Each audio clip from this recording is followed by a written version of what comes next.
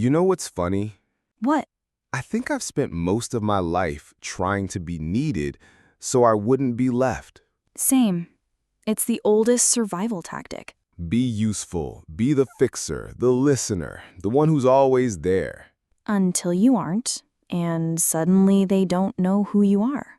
Or care. It's like the moment you stop performing, you vanish. Not just from their life, but from their memory. God, yes. Like your entire worth was tied to what you did, not who you were. And the worst part, you let it happen. You teach them that version of you. Yeah. You smile while handing over pieces of yourself, thinking love means sacrifice. But it's not sacrifice if it's silent. It's self-erasure. Exactly. No one mourns you when you disappear because to them, you were never really there to begin with. Just a service, a function, an emotional vending machine. Until you run out. And they call you broken. That's the part that kills me. You give everything to avoid abandonment and end up abandoned anyway. Because you made yourself replaceable. No, forgettable. You ever wonder who you'd be if you stopped trying to be loved? All the time. I think I'd be quieter, but more honest. I think I'd be meaner. No, not mean, just real. Real doesn't always feel good. But fake love feels worse. Yeah. At least when it's real, you know where you stand. Even if you're standing alone. Maybe being alone is better than being half-loved. Half-loved is cruel. It's like starving with a full plate in front of you. You ever stay just because someone said the right words but never meant them? Too many times. Words are cheap. It's what they do when you stop giving that shows everything. That's when they disappear. Or worse, they stay and punish you for not being their fantasy anymore. Because you became human. And they wanted a mirror. You think we do the same thing? Want people for what they reflect back at us? Sometimes. We all want to feel seen, even if it's through someone else's lens. But it's not real. No, it's not love, it's projection. So how do you tell the difference? I think love starts where expectations end. Damn. When someone sees your darkness and doesn't flinch, that's real. When you don't have to be anything but you. Do you even know who you are without the masks? I'm starting to.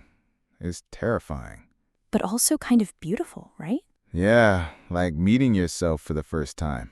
The real you. The one you kept buried under approval and politeness. And fear. Always fear. But I'm done shrinking. Me too. No more smallness for someone else's comfort. No more being nice when I want to be true. Maybe that's what love actually is. Two people being real and still staying. Then I hope we find it. Me too. But even if we don't. At least now, we'll be ourselves. And that's enough. You ever wonder if people even know what love is anymore? Sometimes I think we confuse comfort for love or attention. Or trauma bonds dressed up as passion. God, yes. The chaos feels familiar, so we call it love. But it's just pain we've memorized. And when something calm and kind shows up, we doubt it. Or push it away. Because healthy love feels boring until you're tired of bleeding. I used to crave the high. Now I just want peace. Peace is underrated, but it's everything. Do you think two people can really grow together? If they're willing to face themselves, yeah. That's the hard part. It's not just us, it's what I bring into us. Exactly. All our wounds, our fears, our unmet needs. And the stories we tell ourselves about what love should look like. That it hurts, or saves us, or completes us. But maybe love just meets us. As we are. No scripts, no pretending. Just truth. And choice. I'd take that over any fairy tale. Same. Fairy tales end when the real work begins. And the real work is us. Every damn day. You know what scares me the most? What? That I'll do all the work, open up, heal, learn to love better, and still end up alone. That's the risk, isn't it? Growth doesn't come with guarantees. But staying the same feels worse now. Because once you've seen what's possible, you can't go back. It's like tasting real food after years of junk. You crave what nourishes. Even if it takes longer to find. Especially then. I think most people settle because they're tired. Tired of searching, tired of hoping. Tired of themselves. Yeah, that part hits hard. But I'd rather be alone than shrink myself again. Same. I'm done making myself small so someone else can feel big. Or safe, or needed. I want love that sees me, really sees me. And stays. Not because they need me. But because they choose me. But here's the twist.